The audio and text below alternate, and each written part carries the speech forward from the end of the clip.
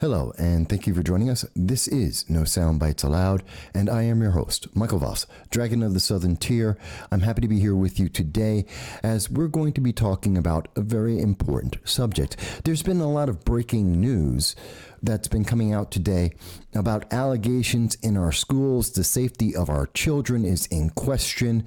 There are issues that many want to silence for the wrong reasons to prevent being able to take care of our children. And it's something that was brought up to me by one of the members of this audience, an issue that's now being covered throughout the nation. I want to get into this. I'm going to have a guest on to speak about this and to give some more insight, and I want to hear what you have to say about it as well. But before we get started with that, I do want to mention that if this is the first time you are seeing the channel, we welcome you and thank you for joining us here today. We want you to know that we do long-form political commentary. And every Sunday at 2:30 p.m. Eastern Standard Time, we do a live stream with you. We go on YouTube, Facebook, Twitter, DLive, to hear your tweets, your chats, and your phone calls so we can hear your voice, your speech, because we believe in free speech. Whether your government, whether the internet overlords agree or disagree, we want to hear your voice.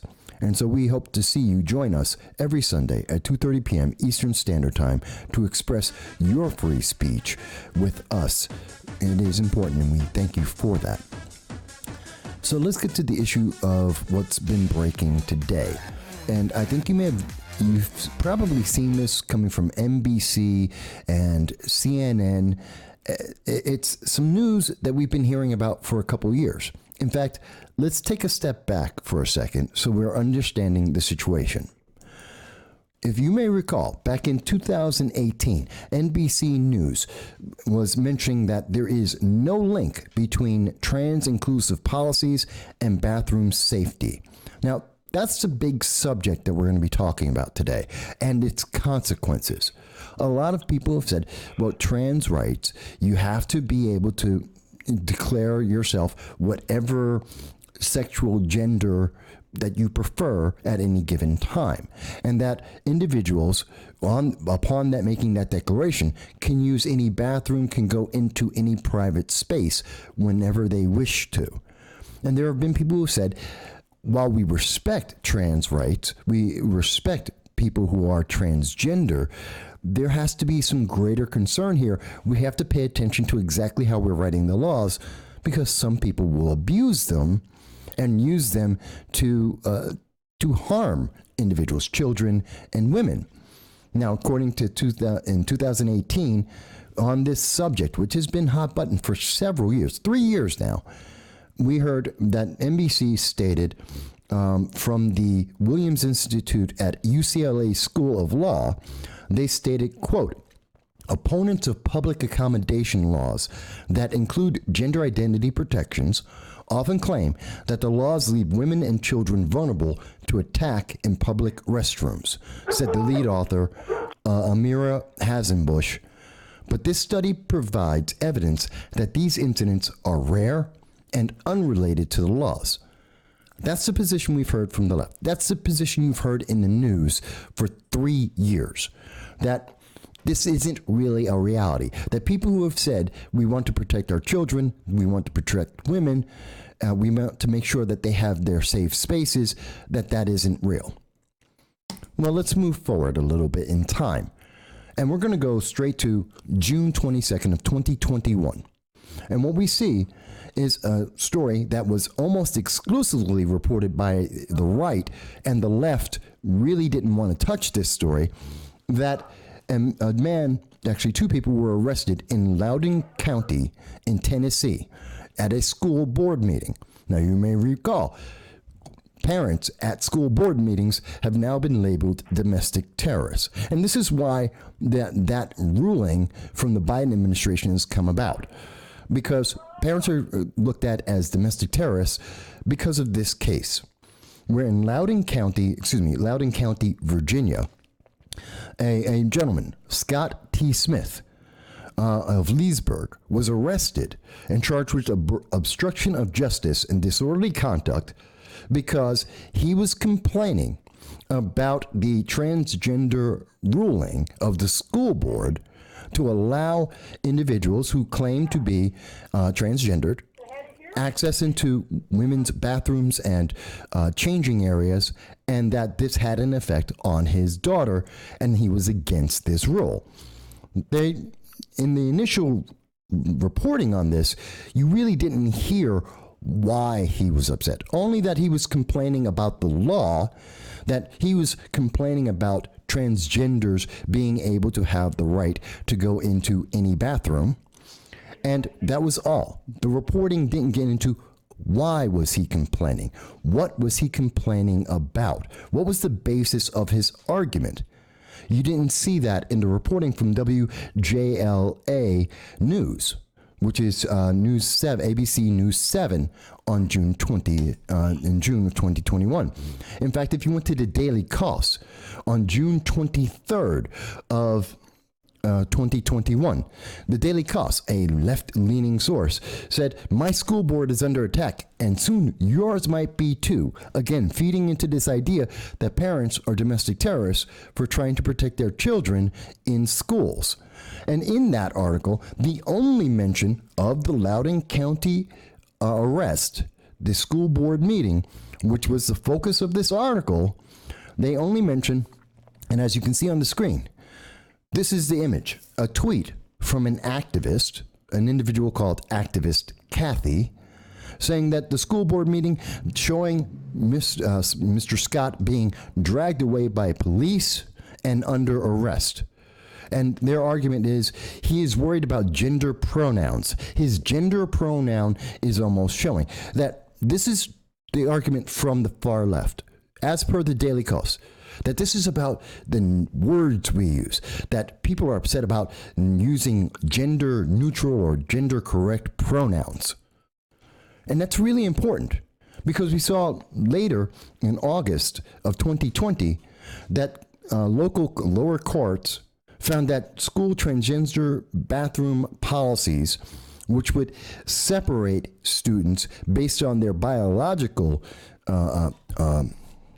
genitalia, are unconstitutional.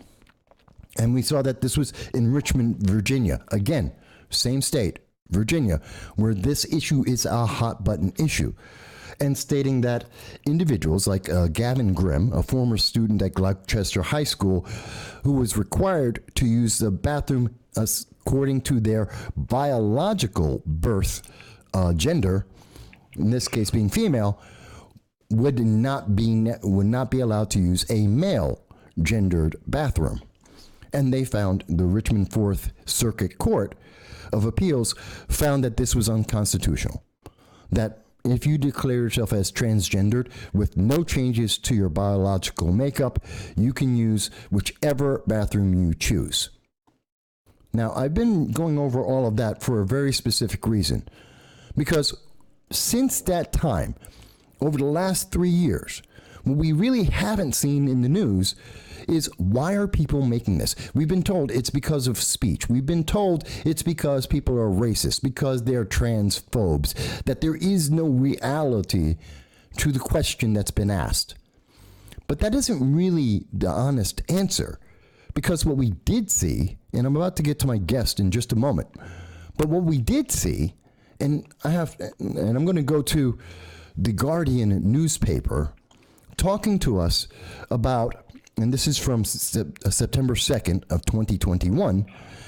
Do you remember that in LA, there was an individual who claimed to be a trans person in a women's spa in LA, the We Spa incident, where this individual who was on video as exposing male genitalia claimed to be a trans person, took advantage of the trans rights laws in LA, and allowed themselves to be exposed to women and children in an area that they thought was a safe space for them.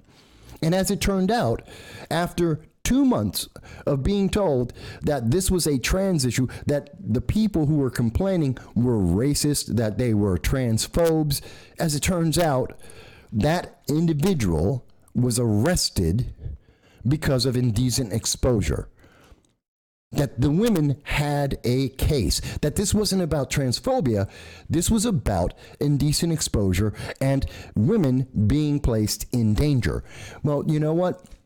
It's not the only one. Let's go back to Loudoun County, Virginia, where we actually finally have found out why Mr. Scott, Scott Smith, was actually arrested. What we found out is Scott Smith was trying to reveal at that school board meeting that his daughter had been sexually assaulted in the bathroom by an individual who claimed to have trans rights and was in a skirt and assaulted his daughter sexually. And that individual was then later taken, the school board, being aware of this, trying to not let this get national attention, said that they tried to keep this quiet, suppressed the police reporting, and took that individual who committed the assault, moved them to another school where that same individual, 4 months later, assaulted another female student, which might have been prevented if Scott Smith was allowed to make his complaint, that if the news media had properly reported his complaint, instead of labeling him as a transphobe, as Daily Kos did, if they had actually listened to him, and if they had actually respected what he had to say, and actually tried to protect the children, maybe that second case would never have happened. Now, I've given you the background of what's going on and the fact that people today are finding out that Scott Smith was trying to protect not only his daughter, but other children in the school system, and highlighting the failure of the laws in their effort to become more progressive as possible, and saying that to have these overwhelming transgender laws without consideration of other circumstances, that they are in fact causing harm, and that his daughter and others are now at risk. And now we have someone, and the person who brought this to my attention yesterday, who has some other details and some other information that he would like to speak with us about. He's a credible source for protection for his identity because of the sensitivity of the nature of how he's able to speak with me. I'm going to be not providing his name. I will tell you that our caller, I'm going to speak to him as Joe Public, and Joe Public is on the line with us. And Joe Public, you can hear me, correct? Yes, I can hear you. Okay, and I believe you've been online the whole time as I've been bringing us up to date on this news story. That is correct. Okay, so have I mistaken or misstated the position either from the transgender point of view, from the progressive left, the news media, and the investigations that we are seeing ongoing at this moment? No, I don't think there's any misstatements there. Sadly enough, I think that this whole situation, number one, I'd like to know what the Title IX is for this school, because this should be right up that alley, being that there was a sexual assault that was involved here. And I feel sorry for the transgender community, because this affects them and makes them look bad, and it ruins their case of what they're trying to do as far as what they believe that their equal rights are. Well, Joe, before you go further, something I don't want to go too far before we explain, because you mentioned one thing that I want to get some clarification on for the public listening. And also, I want you to explain, generally, I am aware of your background. I'm aware of your expertise in this realm. Can you first tell us what's Title IX? Because most people think of sports when they think and they hear Title IX. It's almost always used in reference to sports, so they may not understand that. And can you tell them some hint of why you're familiar with these subjects? Well, as best you can. Okay. Well, basically, Title IX is a federal civil rights law. It's in the United States, of course. It was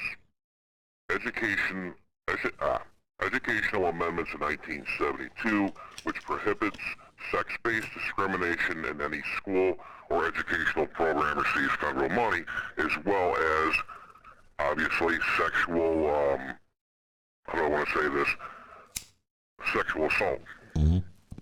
Okay? And everyone that's an educator, no matter what your position is at a school, being public school, being a college, whatever the case is, you're supposed to get formal Title IX training, regardless, okay? And I don't understand why this isn't being brought up. No, it's an interesting subject. I mean, a lot of people, I think, aren't familiar with it. Like I said, many people hear Title IX and they think of sports because you always hear that. Title IX is one of those things that's interesting because professors in colleges, tenured professors in colleges, can actually be fired through a Title IX. It's one of those subjects that you just can't get out of because it deals with sexual assault, sexual discrimination, all that kind of great stuff. And that has happened across the country, that it has been used to remove tenured professors, which are notoriously almost impossible to remove from That's right. college. Tenured teachers in public schools because of the unions, as well as professors in colleges, no matter if it's a university or a community college, a Title IX is pretty much a slam dunk that they're going to be gone. Period. So now that we understand what Title IX is, that it deals with sexual assaults and the protection of students of whatever gender from abuses by teachers and tenured college professors, let me also ask, you are familiar with this because you're familiar with that field. You have some dealings with it. Is that correct? Yes, I actually had to get formal training under Title IX for my title, which I don't want to really discuss what that is at the moment. That's fine. And again, I'm trying to protect your identity. I want people to understand you have some familiarity with this.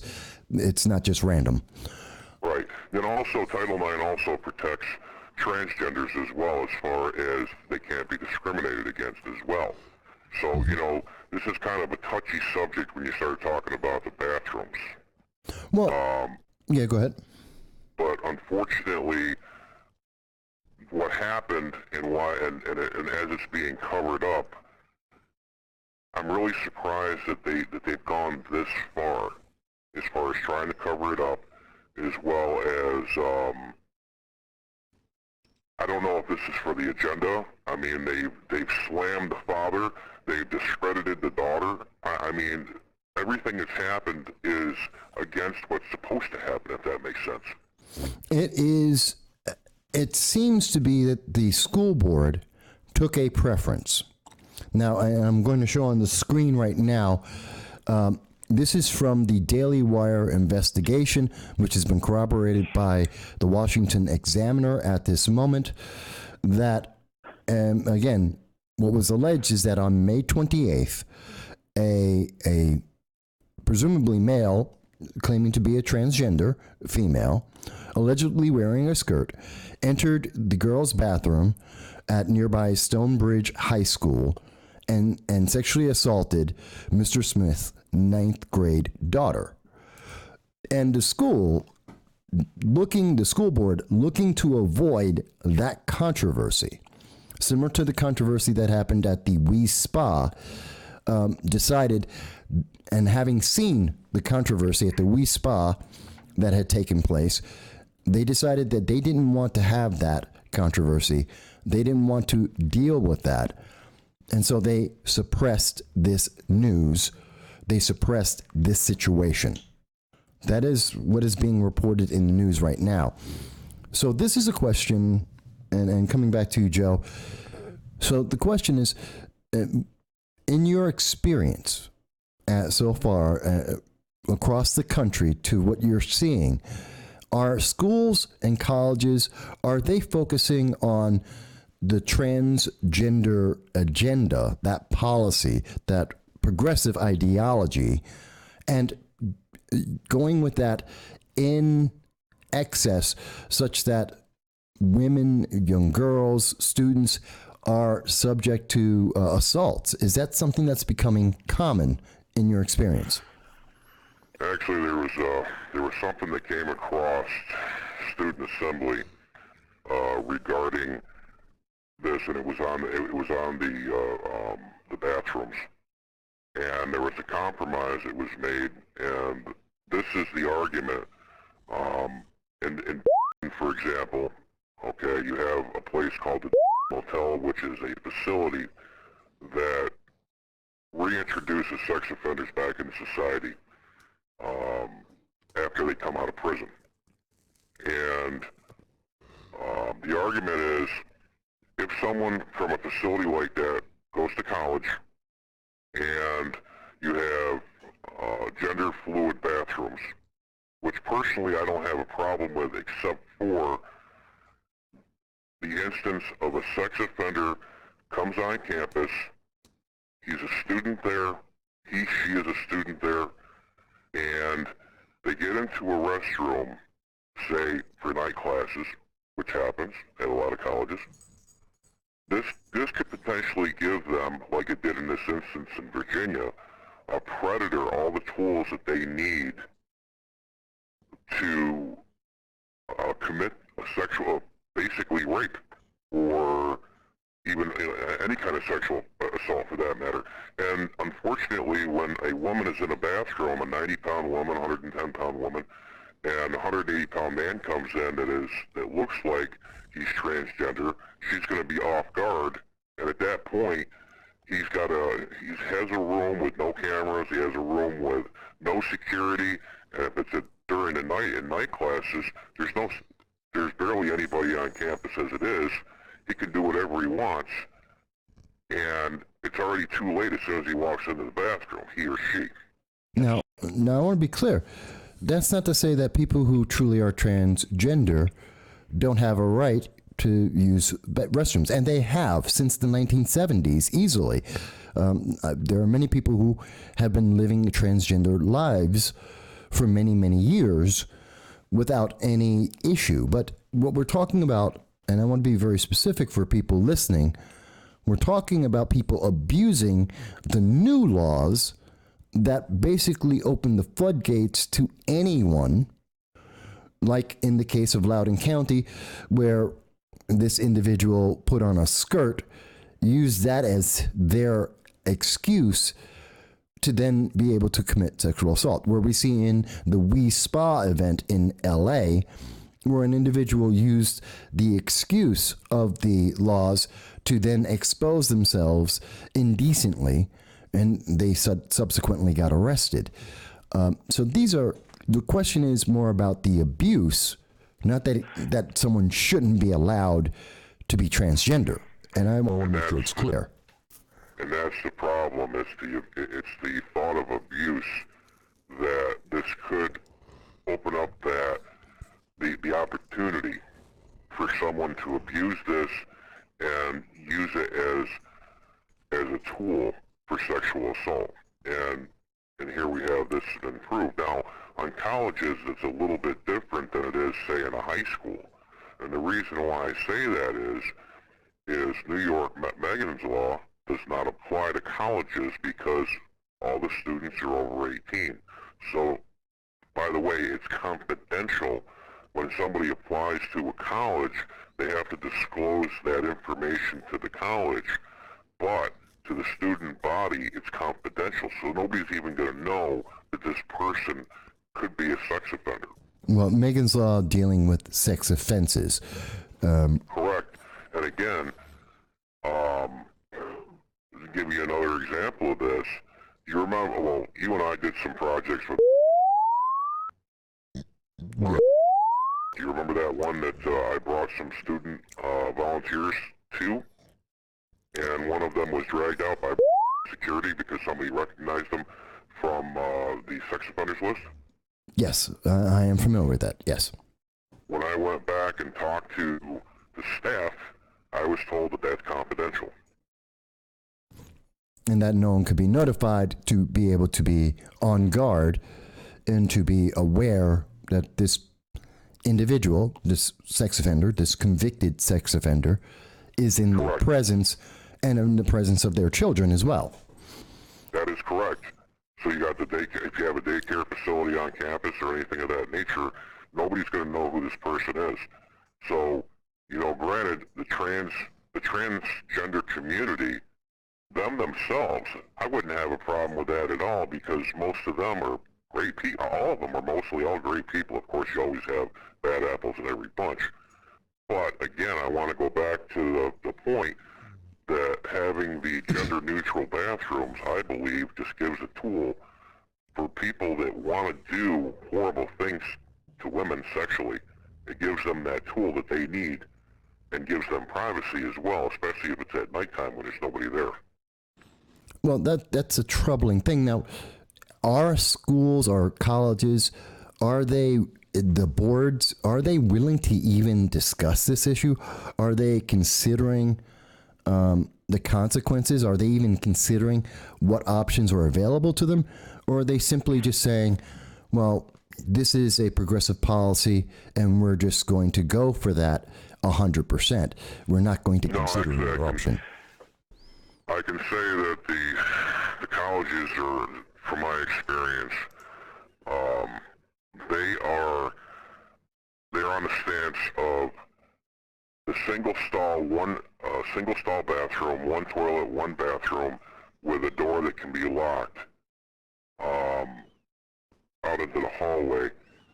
Those can be gender fluid bathrooms, because at that point, somebody can go in there and they're 100% secure. There's no worry of anybody else getting in there while they're doing what they have to do in the bathroom.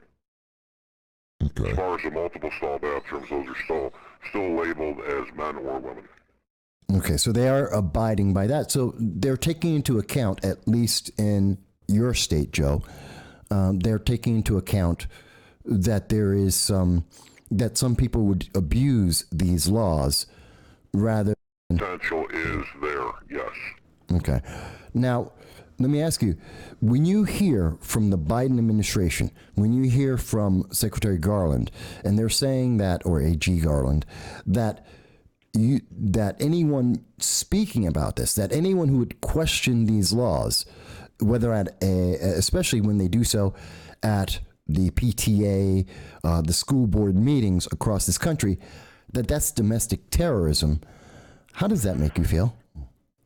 Makes me actually very upset, because this gentleman in particular that was arrested in Virginia, he was denied his right, number one, to protect his daughter, to warn other parents of what happened, and the school board doesn't even want to say that it even happened. They didn't say that it even existed, for God's sakes.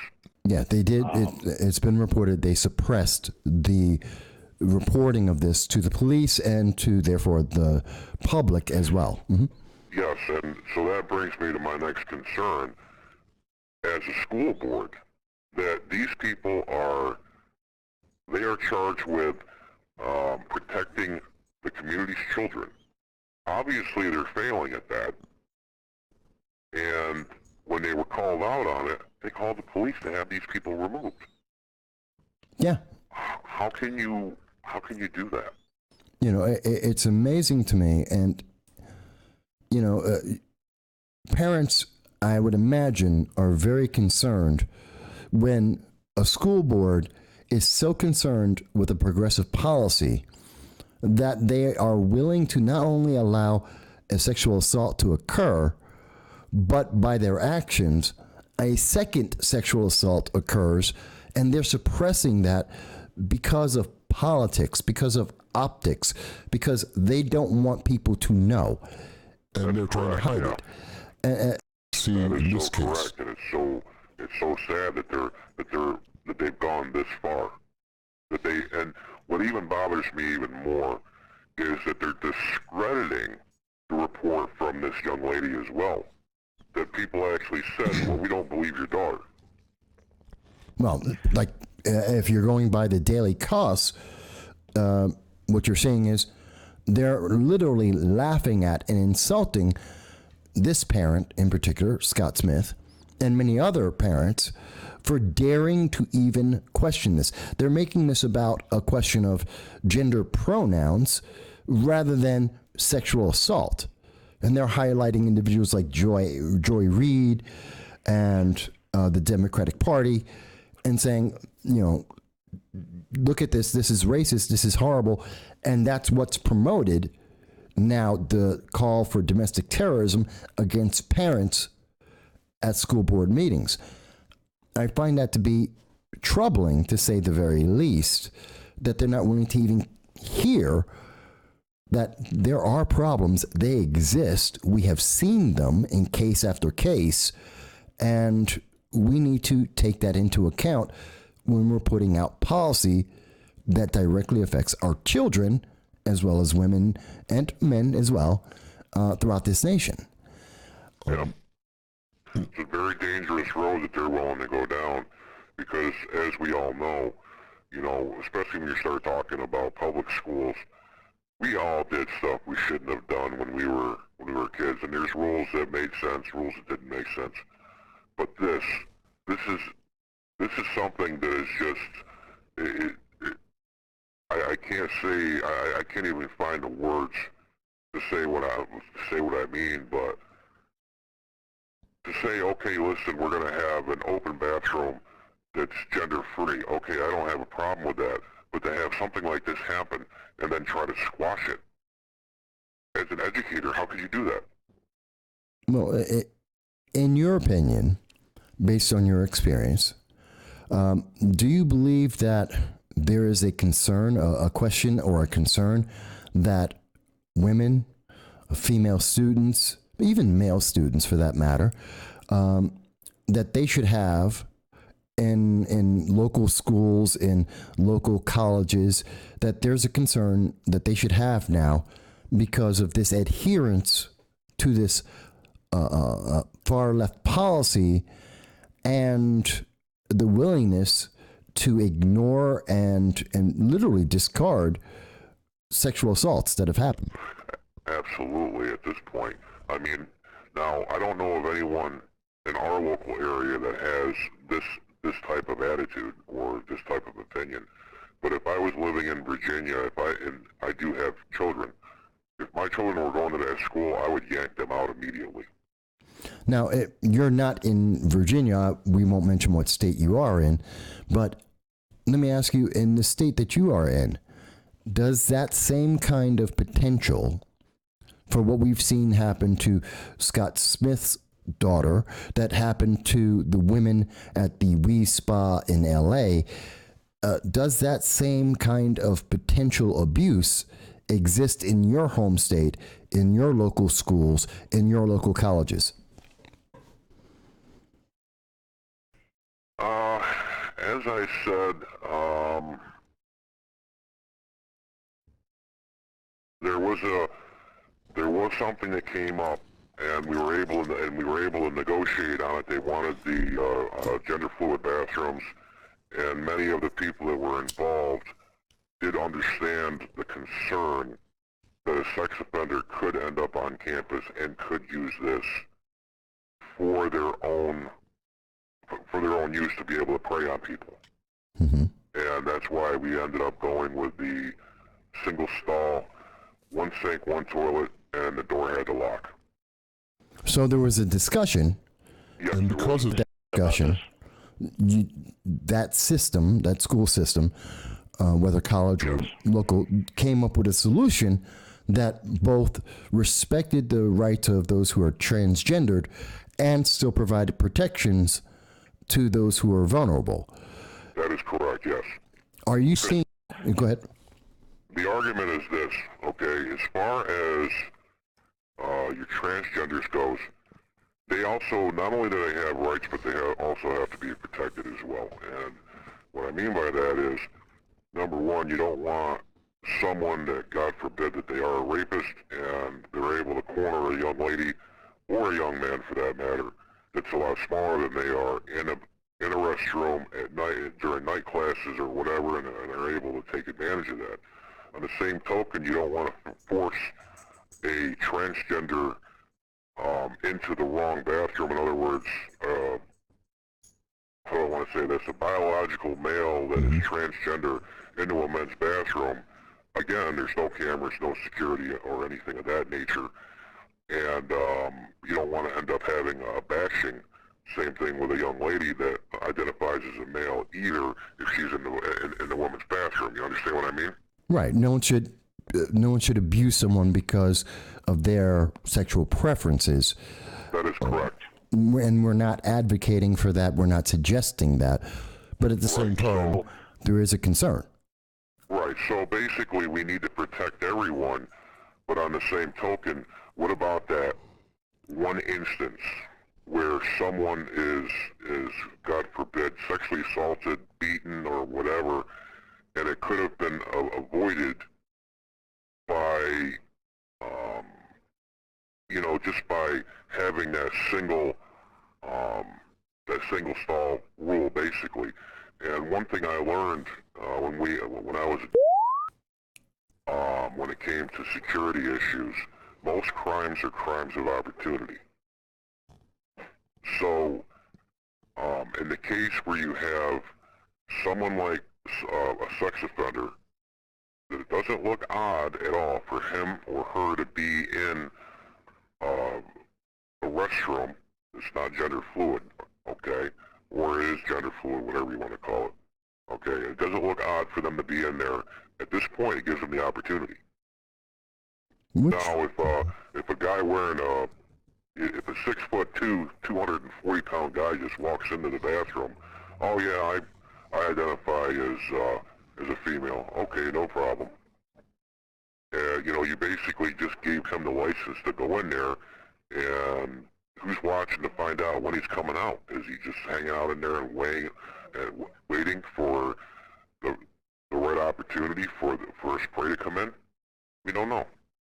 No, it's a tricky issue, and I think perhaps that middle ground of single stall bathrooms that are able to be locked to provide protection, that may be an answer, although that's not necessarily what we're hearing. And what we are hearing is that, and I'll let you go in one second, but to continue, but what we are hearing is, for even bringing up the question, for even saying we need to take precautions while respecting people, you're a domestic terrorist, you're a transphobe. That's the answer from the left. That's the answer from the Biden administration. I think that's kind of insulting. Do you think am I misunderstanding that? Is that not insulting? Is that not troubling? That's what I'm hearing from all the articles that I'm reading about this whole Virginia situation. I mean, first off, I think there's a huge ethical concern here.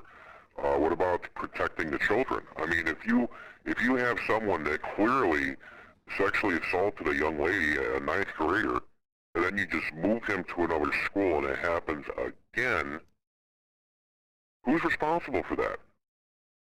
And why isn't the Biden administration questioning that as well? Because why isn't anybody questioning this?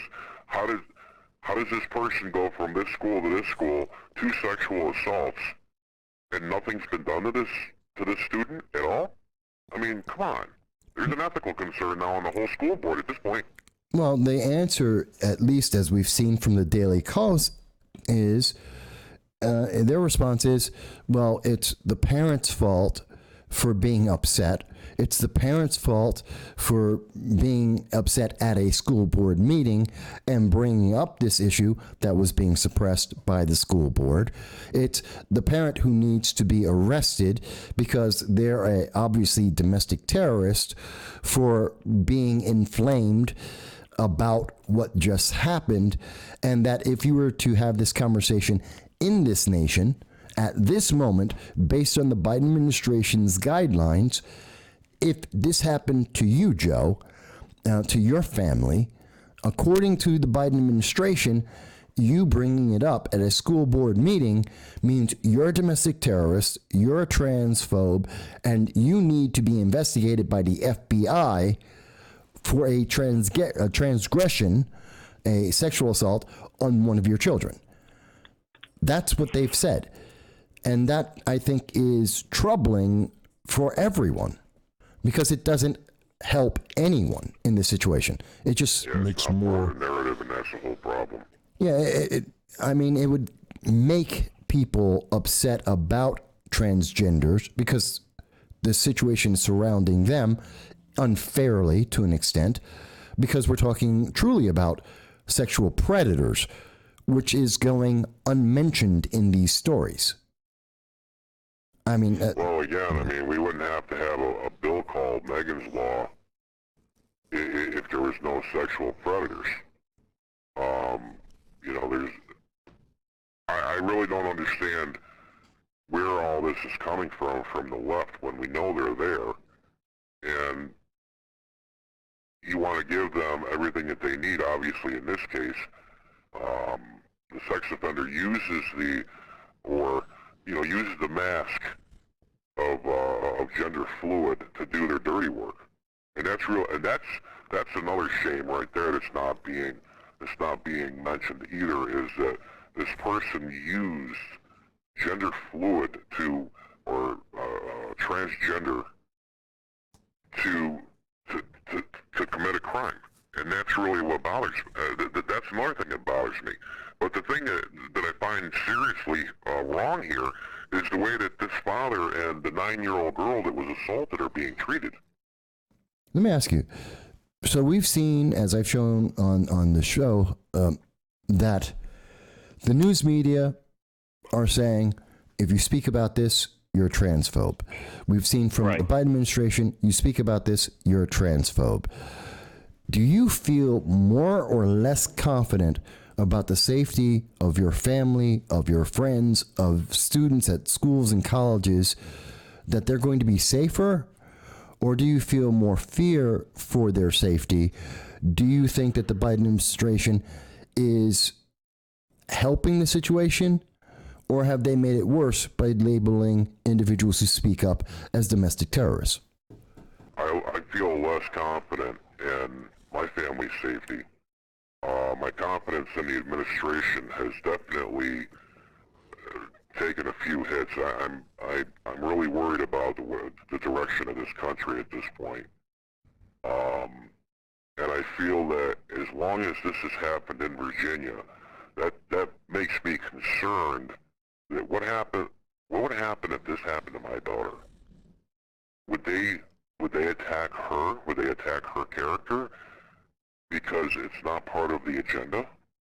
Because that's literally what's happened here. Is it's a character assassination because she didn't fit the mold. And my next question is where the hell's Me Too? That's a good question. I don't know. They didn't get involved in the Wee Spa incident. They aren't speaking about the Loudoun County, or at least no evidence of it so far, about what's happened there. The far left have essentially avoided the consequences, the cause of this situation. Apparently, their concern is the superficial, this is what it looks like, not the substance of this is what caused it. This is the problem underlying. And I think that's the troubling part. I think that's the part that needs to be spoken about. And that's why I have you on speaking about this, because I think there's a deeper question when we don't address how can we make this a better law and better protect everyone, rather than, oh, this is the progressive policy, we're just going to go with it, and to hell with any of the consequences for a law that's not fully thought through. Final thought. Let me ask you a final thought here. Okay. Do you think, based on your experience with school boards, with colleges, student experiences, do you think that there is more likely to see compromises like you've seen in the school system, where they had a discussion and they came up with a resolution that works for transgender and for everyone else? Or do you think it's more likely that under this current environment, you're going to see more parents oppressed and more potential of sexual assaults? Well, if it keeps going the way it's going now, as far as like Virginia goes, I foresee a lot more sexual assault happening, possibly. They need to come up with some legislation that makes sense, as in single stall, single toilet, single sink bathrooms for transgenders so they can be safe, and so everybody can be safe. And unfortunately, you know, like I said, there could be only maybe there's 30,000 sex offenders out there, but it only takes one to get the opportunity to destroy a woman's life after she's raped. Yeah, and again, and I keep saying this and I want to say it again, this isn't against those who are transgendered. It's a question of finding policy and having a discussion to develop policy that works for everyone. And when we shut out any one group of people, shut out their voices, when we label them, and when we have FBI investigations into people for trying to find that solution, for trying to highlight the problems that exist, to make us aware of assaults and crimes that have happened, when we are punishing people for speaking in this nation, no one benefits. That's truly what I believe. The thing is, too, is as educators, they should understand, you don't go after parents' kids. That's not a road you want to go down. Well, And they have, and now they've actually breached that. So it's obvious that people that are this far, or how do I want to say this far left, okay, they don't care about you, they don't care about your kids. It's all about the agenda. Well, that should be troubling. I would think that's troubling to any parent, to any member of a community, to see that your government is more concerned about having a political partisan agenda than doing their duty, which is to serve the public. Yeah. That troubles me. Because this shouldn't even be a political issue. This should be a safety issue. Safety for all. It really should. Yeah, the best way to protect and to serve everyone. Not any one group, but all groups and all people. Yeah, because I can see this on both sides of the coin where it can be dangerous for everyone. Again, when you have a sex offender gets the opportunity to go after a young lady or a young man because he now has a private area to do that, especially at night. And then, of course, you have the situation where, you know, over the years we've always heard about the bashings that have happened to people of the LGBTQ plus community. Yeah, gay bashing. And that has to be avoided as well. So we need to have some common sense legislation put through that protects everyone, not just an agenda. I can agree with that completely. We have to consider the consequences of the laws that we are putting in place. And that doesn't mean that when you ask for that you're suddenly labeled a domestic terrorist. That doesn't mean that you're some kind of villain or transphobe or anti-gay. It just means that perhaps our legislators should think a little bit longer than, here's the headline in the news, I'll get extra votes. Right. At least that's the way I see it. I mean, others may disagree with me on that. I don't think that anyone thinking about it would disagree. Well, another thing that concerns me too, when you take the whole ball of wax, I really think that in a lot of ways, especially with these school boards, and you see all the protests, or I don't know if it's protesters or it's just concerned parents that are speaking out now across the country. I think that COVID brought a lot of this stuff to light because parents were actually able to listen to and watch the lectures that were happening. So I think a lot of parents now, their attention is on the school board. So it's going to be interesting to see, especially in Loudoun County, the next election, school board election. I'm curious to see what the voter participation rate is there. Are you going to be paying attention to your next school board meeting and to the next school board election in your region? I always vote in those. Okay. So a lot of people don't realize it. Yeah, I know, it's sad. It's sad. Well, in this case, these people might actually come out and vote and get rid of these bums. Well, we can only hope that people are going to look to get better laws and better education for students and not progressive agendas, which is what I believe we're seeing. Was there anything else about this subject, whether it be the Title IX, the protection of both transgendered and the general public, the alternatives that could be there that aren't being sought, the assault? Well, another thing that concerns me is that when the school doesn't recognize Title IX, which obviously in this case it was not, because this woman or this young lady was sexually assaulted. The federal government should withhold funds to that school or to that school district, but I guarantee that's not going to happen. It doesn't appear to be in any of the news stories that are coming out about this. That doesn't seem to be part of the solution that they're attempting. The solution has been arrest the parent, silence the school board. Or parent at the school board, I should say. So, yeah. Well, it's a big subject, and I'll say this, looking to you, my audience, and I'm not asking anyone to agree or disagree with myself, with the caller, and again, I've protected the caller's name and identity for just to make sure that they don't have political or work ramifications on this. But I will say, this is a subject that we need to have more conversation about. And it's not that we're looking to punish transgendered individuals. We're not looking to prevent people from expressing themselves and their sexual identity. But we need politicians who are thinking past the headline to say, wait a minute, what's the best way to serve everyone? And definitely, I will say, when we see that school boards are going around and they are suppressing crimes that have happened, they serve no one. No one benefits from that. It doesn't help the community. It doesn't help that school. It doesn't help our nation.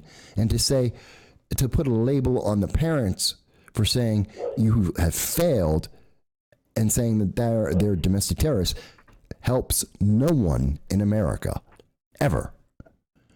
But this is what we think. And we thank you for listening to us here today. I look forward to seeing your comments on this. I want to hear what your thoughts are. Is the solution as suggested by our caller, Joe, is that a great solution to help fix this problem? Should our school boards be held to higher critique? Is it fair to label people domestic terrorists for highlighting crimes that have happened and to be trying to protect their families and their children? What do you think? What are your comments on this? We look forward to seeing that, and we hope that we will see you every Sunday at 2:30 p.m. Eastern Standard Time when we do a live stream with you and everyone around the world. We're looking forward to hearing from you again very, very soon. And until our next episode, we hope you're going to be well. And again, we thank our guest, Joe Public, for speaking with us on this sensitive issue.